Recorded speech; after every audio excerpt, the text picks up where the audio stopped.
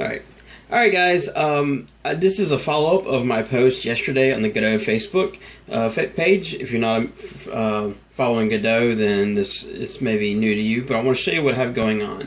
The basic premise of what we're doing here is showing that you can use the Raspberry Pi with the Pi camera module with Godot to create an augmented reality, and where you can actually use Godot to control motors on a robotic device, and you can use the video feed from that device to go back to Godot.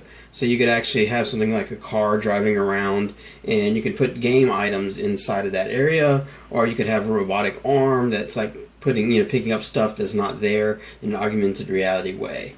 So that's the premise of what we're doing. Let me just show you everything we have here. First of all, this is a Raspberry Pi. This is a Pi 3. A Pi 0 should work as well.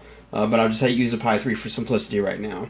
And it has connected to it, it has 4 GPIO pins being used along with 2 grounds.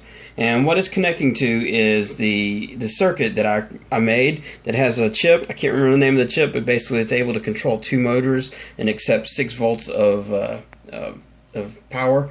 And so what that can do is control 2 motors and allow the motors to go forward and back. Now over here I have 2 motors, and they look like little wings on this thing, but these are what's controlled by the chip. I added these little pieces right here just so you can see it when it spins. There's nothing really for that, just so you can actually see it happening. And then I have a battery pack right here, and this battery pack of course supplies 6 volts, which is enough to power the motors and the chip. You don't want to use the same source. You don't want to pull 5 volts from the Raspberry Pi to power the motors. I learned that from experience. It tends to short out the Pi and then shuts down everything. You can't, but there's some other ways around that where you can use the same battery source, but that's not what I'm going to do right now. So over here what I have is just a basic Godot game. It's up and running, and if you saw one of my other tutorials about the augmented reality, this is the exact same program. The only thing I did was add these inputs, and on the input, when turning left and turning right, I added an HTTP request. And that's what makes it, and that HTTP request goes to the Pi, and then it basically sends that information out. Alright. To get started, and if we did this as a robot, you would actually have this when the Pi boots up automatically run this program.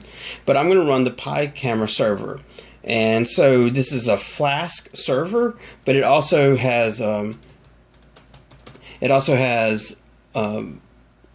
GPIO pins connector, GPIO 0 connected to it, and some other things. So as you can see, if you look over here, the camera on the light on the camera is on. And my duct tape is not holding up very well. The light on the camera is on. That means that the server is running, and it's trying to record right now. Okay, so what we do now is we just go to the Godot and play the little program. And you can see right now, on the program, you can see me, and it's really dark because the light's really bad, and has a little bit of delay. But that's okay, and so I'm going to look at the camera. Hey! And so this is actually what I've already shown before, how this works. Except for instead of it coming from my camera up here, it's coming from the Raspberry Pi. The next thing I want to do is I want to show you that if you look down here on my keyboard and I push A or D, the motors over here will run, and you can hear it for now. Okay, so that's one. That's another one. So if you go here and look at the motors, you can see them running. I push A and then D, the motors run like that, back and forth. And so that also coincides, if you look back over here on the screen, it coincides with the turning. So you can imagine that if these motors were made to spin the camera around or whatever, you'd actually see the image spinning around the room.